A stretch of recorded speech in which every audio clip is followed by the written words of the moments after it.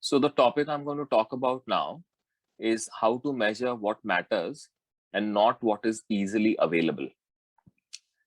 Today, we live in a very metrics culture, right? And a very data driven culture that data is the truth, right? We want everything to be objectified, measured, because then it's fair and it's honest and we know it's working and we get an ROI and all of that. And while that is great, what also happens is that we fall prey to the curse of doing it blindly. And what that means is that you only end up measuring what is often available, and you don't look at the full picture, and that gives you very skewed results, and you tend to leave out a lot of things which might not be, either the data might not be available, or it might be very messy or very expensive to measure it, and you leave it out of the equation. So the equation is incomplete, and therefore it doesn't give you the right results, right? So like, if in reality, right, hypothetically, if there were 10 variables impacting something, and if 4 of them are measurable, or if data is not available and you only measure 6, then you basically have a flawed equation and you have a flawed data model and you get the wrong results. So this is one big problem, which I think is something a lot of the great data people have spoken about, and that's something which organizations have to be always wary about. So how do you fix this, right, is essentially the question. One of the things which works very well, and there are lots of examples of that, is to not start with the data first, is to first start with the problem in, like I call it, spell out the problem in English first, right? And this approach, if I may again take a slight detour, also comes from the world of sports. So if you think about it, sports has so many metrics, right? There are all kinds of measures available, and there has been a data revolution in the world of sports. But again, there used to be a big conflict between the old world coaches and all these the new data people, right? Because what was happening, that the way the game is played, right, people who have seen the game, who understand the game, understand certain things, that this is right or this is how it works, they were not seeing that the data was helping explain the game in the way they had seen it. It was not matching what they call the eye test. So if you saw a player doing something and you could see that he was playing well, or if he was not playing well, the data was not showing that.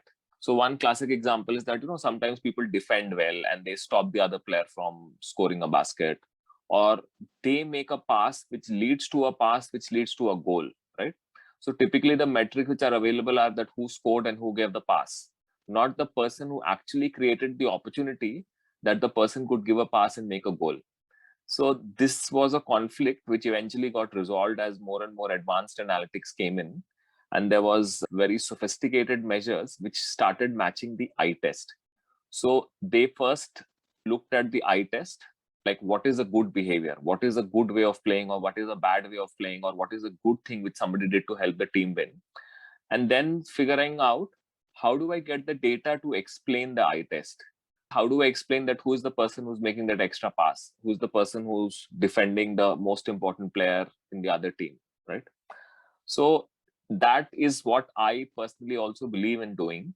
So we do our own version of the eye test, right? Which is what I call writing the problem in English, writing about what is the right behavior, right? What is the right thing which any employee or any team member should be doing, or what we should be doing as a business, or whatever project we are doing should be delivering, and then going back and saying, okay, now that we know that this is the right behavior or the right result or the right action which we expect from the customer, now let's figure out if there is data to measure this or not, right? So instead of starting from the data and then figuring out the hypothesis and then measuring it, you start from the qualitative understanding of the problem, or the subjective understanding, and once you have that, then you go to data to figure out whether it holds true or it doesn't hold true, and so on and so forth. This is one, I think, a very important part of how you make sure that the data and the actual problem or the actual opportunity which has to be solved are in sync. In this case, the data measurement or how you do analysis becomes effective, and it really helps you do well, right? It's harder. I can give you some examples of this. Like one classic example is word of mouth.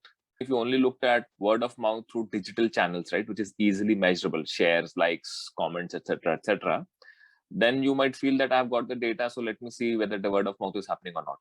But there are enough studies which have shown that only 15% of the word of mouth happens online, right, or digitally. So you're missing out on the 85% of the word of mouth. So how do you make sure that your word of mouth is actually effective and whether word of mouth is happening or not, right? So you have to have ways of measuring the offline thing as well. So one other thing which we have tried is that you basically do an A/B test, right? You do the all the word of mouth activities in one cohort and you don't do it in the other cohort, and you take a slightly longer time frame, and then you see whether whatever success metrics you wanted, right, those have happened or not. And again, it might not be measured only in terms of orders, right? Because, for example, we sell jewelry, right? It might take longer. But if it has led to more people coming and browsing our website, or more people calling us, or more people walking into our stores from one cohort, then you know that something is impacting the greater interest which people are showing in Carrot Lane from this cohort.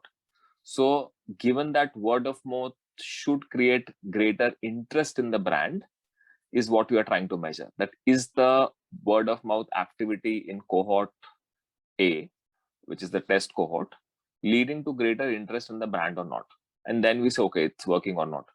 So that's just one example of how you should try and measure the right behavior and how you should try and figure out if you can get a proxy for the data which might not be easily available or easily understood or easily measurable. The other example which I want to share, which is very important, there are certain things which you do, and because you don't have all the information, or you don't understand the problem, or you don't look at the problem in the right way, again you make a mistake in terms of analyzing it in the wrong way. And a great example of that is something which I've borrowed from a case study I read about Costco versus Walmart, which we try and use in Carrot Lane.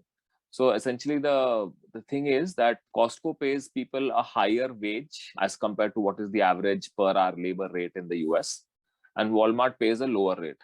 So the question is, what is a better strategy, right? And this is the kind of problems we face every day, right? That when we are making a choice, how do we measure it?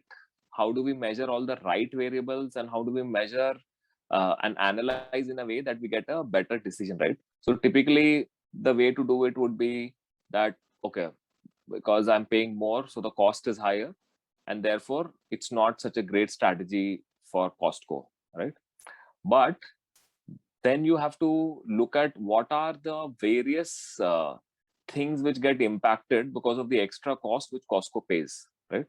What are those costs? So obviously, if it leads to a lower attrition means you have to hire less people. So there is a hiring cost, right? If you have to hire extra people, there is also a training cost for them. Then there is also a missed opportunity cost. Like if you need 5 people in a store and you only had 2 because 3 had left because you were paying lower labor, and because of that, if you lost sales, then that's a missed opportunity which you have in the organization, right? In addition to that, if you can figure out ways of measuring productivity, a higher productivity because you are paying people well and they are more loyal. Once you factor in all of these costs, right, then, and the hardest part in this would be to measure the missed opportunity, right? It's still easy to measure the attrition cost and the training cost and the hiring cost and so on and so forth, but the harder part is to measure what is the missed opportunity. And in this analysis, it's very important to measure the missed opportunity of not having enough people or the right people on the floor or in the stores. Once you factor in all of that in, and I'm saying this basis the case study which I read, that the Costco method actually turns out to be a better way. So now this is something which this is like a mental model for me, which I use everywhere, that whenever you're comparing two choices, you don't just look at the obvious things which get impacted, right? Like in this case, just the hiring cost. You have to find out all the second order or possibly all the third order things also, which get impacted because of these choices, and find ways to measure the second order impact also, and to then come to the final conclusion whether this thing worked for you or not. So, going back to the topic, right, that how do you make sure that you measure and analyze it in the right way, right? What matters for you? So these hidden variables, if I can call it, or the second order variables, are very important in looking at any choice or any decision making, and using that to finally arrive at the choice. And again, it's not easy. You might still make an error in measuring certain things which are not easy to measure, or they're not available like digital data. But without that, you will make the wrong choices. Another mental model, if I may call it, is the you know is something which comes from a very famous World War II study, where they were trying to figure out how to kind of add extra protection in the fighter planes. So they had a lot of data available, and the data was showing that which planes were damaged and which planes were coming back. So they looked at all the bullet holes in the plane and decided that these were the parts which needed extra armor and extra strengthening. Okay. But, and obviously there was a limitation that the whole plane could not be reinforced, right? That's why you had to make this choice.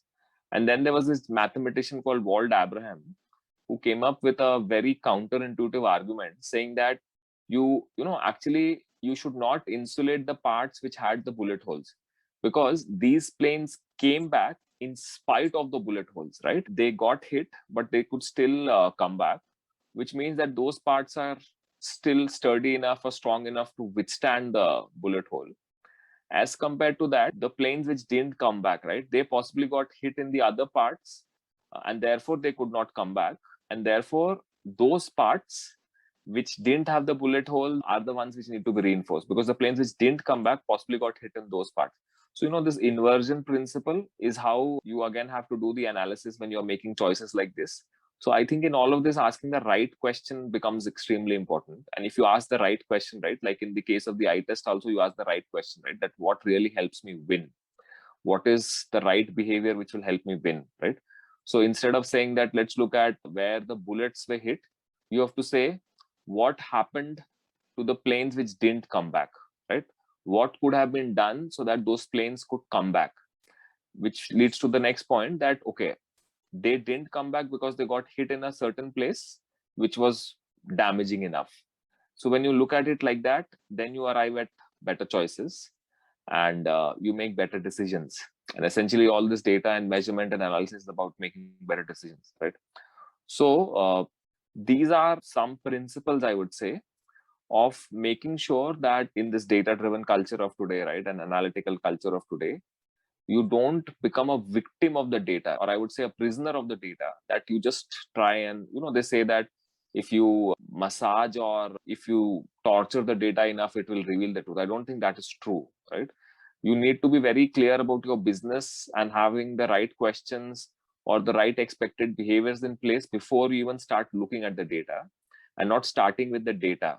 I think that is the fundamental principle which I think if you apply, then you would be better off, and you would actually make the data work harder for you, and it will be aligned with what you are trying to drive or what you are trying to achieve.